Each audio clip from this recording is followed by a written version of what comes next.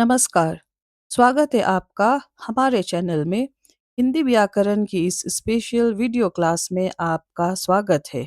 आज हम व्याकरण का एक बहुत ही महत्वपूर्ण टॉपिक पढ़ने वाले हैं जिसका नाम है सर्वनाम।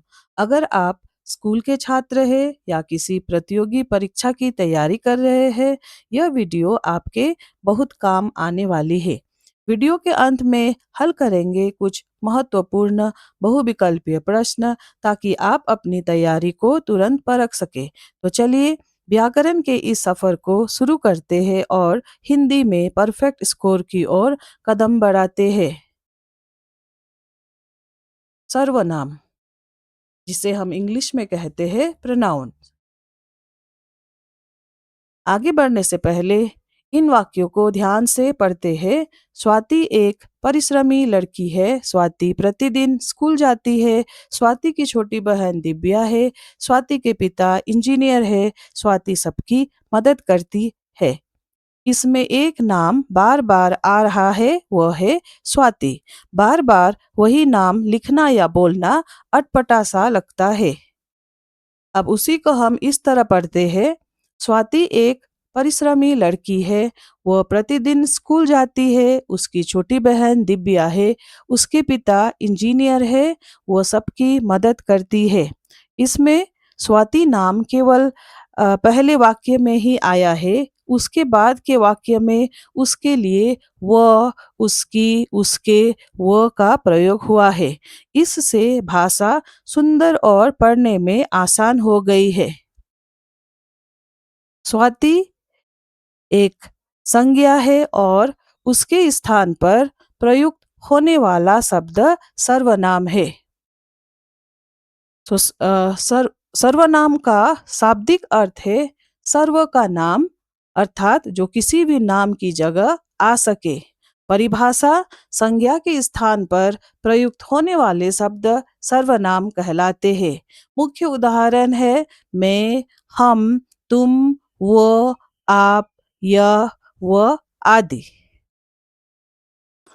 सरल भाषा में कहे तो संज्ञा यानी किसी भी नाम की जगह आने वाले शब्दों को सर्वनाम कहा जाता है।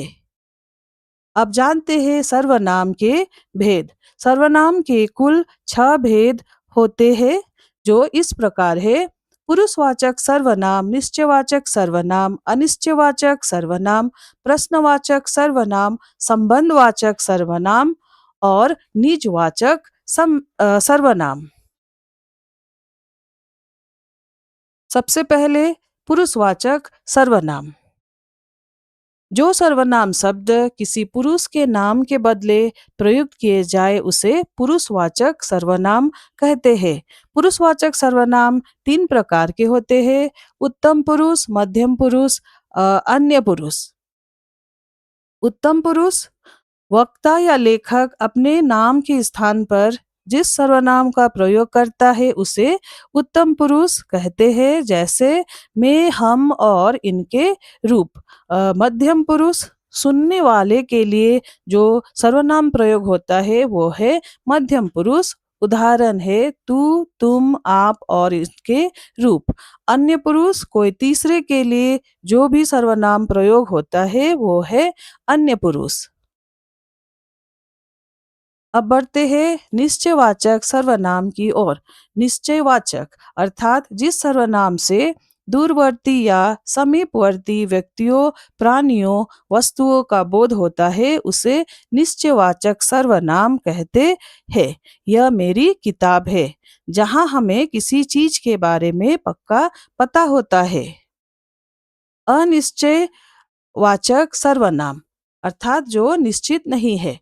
जिस सर्वनाम से किसी निश्चित व्यक्ति, प्राणी या वस्तु का बोध नहीं होता है उसे अनिश्चयवाचक सर्वनाम कहते हैं, अर्थात जहाँ कुछ भी निश्चित न हो।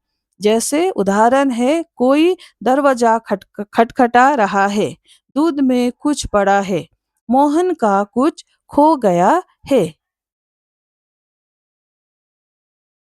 प्रश्नवाचक सर्वनाम। प्रश्नवाचक अर्थात प्रश्न पूछने वाला।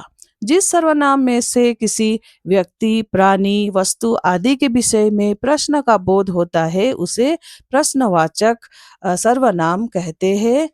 जैसे कौन और क्या। उदाहरण कुछ वाक्य है। देखो कौन आया है। खाने में आप क्या लोगे। दूध में क्या पड़ा है। अगला सर्वनाम है संबंधवाचक सर्वनाम। मिश्र वाक्य की रचना में जिस सर्वनाम से अन्य उपवाक्य में आई संज्ञा अर्थात सर्वनाम से संबंध स्थापित होता है उसे संबंधवाचक सर्वनाम कहते हैं। ये दो वाक्यों या शब्दों को जोड़ते हैं। कुछ उदाहरण इस प्रकार है। मेरी वो कलम खो गई जो मुझे जन्मदिन पर मिली थी। इस वाक्य में जो सर्वनाम है और यह कुछ शब्दों को जोड़ रहा है। मेरी वो कलम खो गई और मुझे जन्मदिन पर मिली थी। यह वही फिल्म है जिसे तुम देखना चाहते थे। जो करेगा सो भरेगा। निजवाचक सर्वनाम अर्थात जो सर्वनाम निज के लिए अर्थात स्वयं के लिए प्रयुक्त होता है उसे निजवाचक सर्वनाम कहते हैं। जैसे उदाहरण है। मैं आप आ जाऊंगा। मैं अपना काम आप करता हूँ। तो यह है निजवाचक सर्वनाम। यहाँ हमें ध्यान देना है कि आप शब्द का प्रयोग पुरुषवाचक तथा निजवाचक दोनों के रूप में किया जाता है। आप कृपया बैठिए। यहाँ आप पुरुषवाचक सर्वनाम है और यह समस्या मैं आप ही हल करूंगा। यहाँ आप का अर्थ है स्वयं, सो यह है निजवाचक सर्वनाम। तो हमने अब सीखा कि संज्ञा के स्थान पर आने वाले शब्द है सर्वनाम। सर्वनाम के कुल भेद छह है। यह भाषा को बार बार नाम दोहराने से बचाता है। तो छह भेद सर्वनाम के इस प्रकार है। पुरुषवाचक सर्वनाम, निश्चयवाचक सर्वनाम, अनिश्चयवाचक सर्वनाम, प्रश्नवाचक सर्वनाम, संबंधवाचक सर्वनाम और निजवाचक सर्वनाम। आइए अब बढ़ते हैं कुछ इम्पोर्टेंट एमसीक्यूज की ओर यानी कि बहुविकल्पीय प्रश्न। पहला प्रश्न है संज्ञा के स्थान पर प्रयोग होता है। विकल्प है क्रिया, सर्वनाम, विशेषण, वचन। सही उत्तर है ख सर्वनाम। जो शब्द संज्ञा के स्थान पर इस्तेमाल किए जाते हैं उन्हें सर्वनाम कहते हैं। अगला प्रश्न सर्वनाम के डैश भेद होते हैं। 6, 4, 8, 2।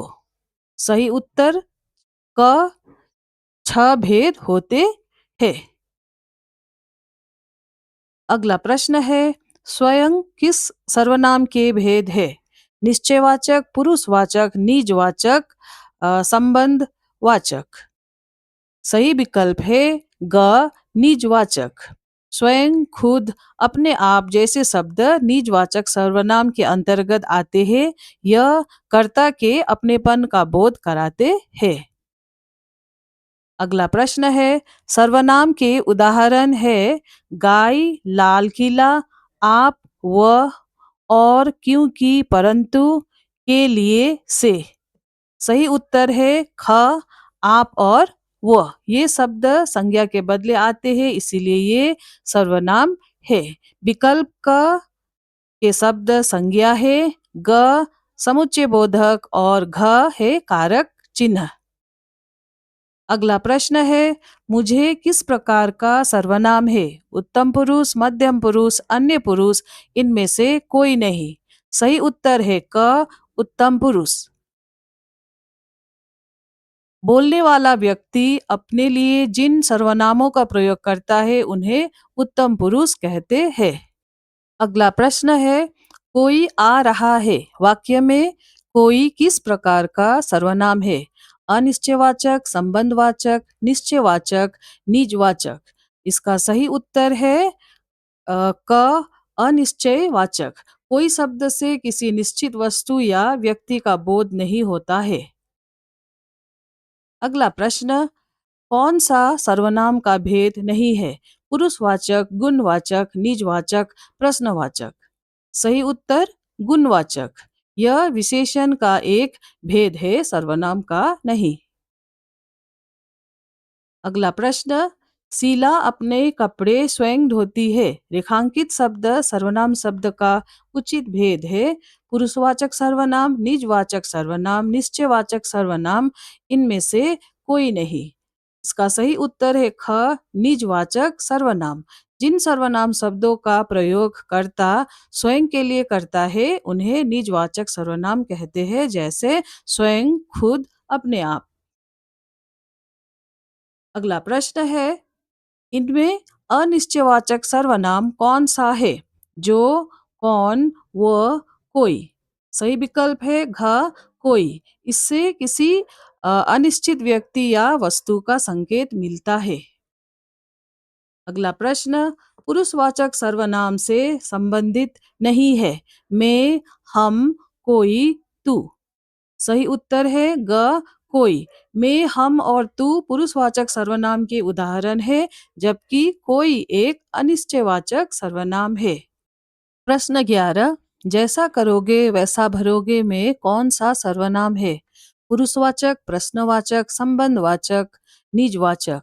सही उत्तर है ग, संबंधवाचक।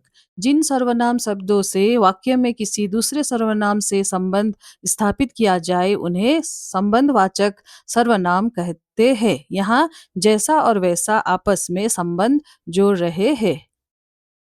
अगला प्रश्न, रेखांकित शब्द में सर्वनाम का उचित भेद क्या है? मैं ताजमहल देखने जाऊंगा। उत्तम पुरुषवाचक, अन्य पुरुषवाचक, मध्यम पुरुषवाचक, इनमें से कोई नहीं। सही उत्तर है क, उत्तम पुरुषवाचक। बोलने वाला अपने लिए जिन सर्वनाम शब्दों का प्रयोग करता है वे उत्तम पुरुषवाचक सर्वनाम कहलाते हैं। अगला प्रश्न, इनमें से निश्चयवाचक सर्वनाम का उदाहरण कौन सा है? कोई, यह, जो, कुछ। सही उत्तर ख, यह।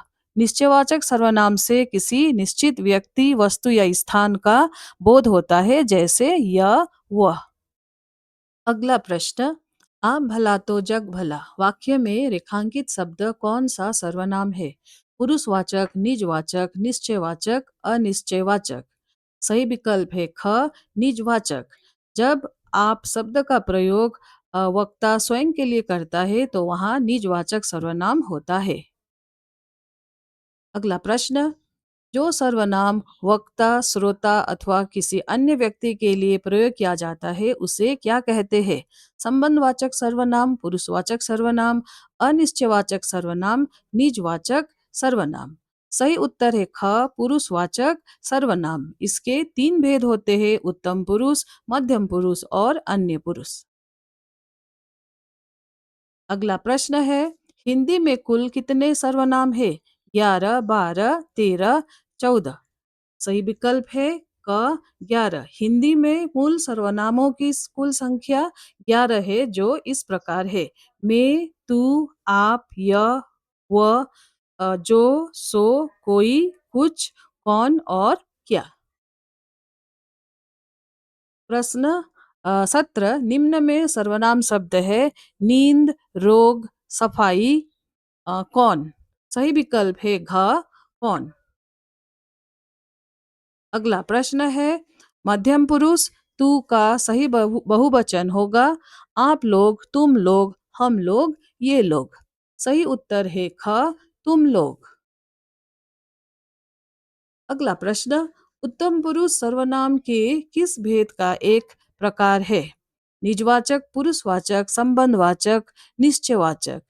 सही उत्तर है ख, पुरुषवाचक। अगला प्रश्न, पुरुषवाचक सर्वनाम के कितने भेद होते हैं? 3, 2, 4, 7। सही विकल्प है क, 3 भेद। उत्तम पुरुष, मध्यम पुरुष और अन्य पुरुष। और इसी के साथ सर्वनाम और उसके एमसीक्यूज का यह टॉपिक यही समाप्त होता है। अगर आपको यह वीडियो अच्छा लगा हो तो लाइक जरूर करें और अपने दोस्तों के साथ शेयर करना न भूलें। हिंदी व्याकरण के बाकी टॉपिक्स को इसी तरह आसान भाषा में समझने के लिए चैनल को अभी सब्सक्राइब करें। तो मिलते हैं अगले वीडियो में, तब तक के लिए पढ़ते रहिए, बढ़ते रहिए। धन्यवाद।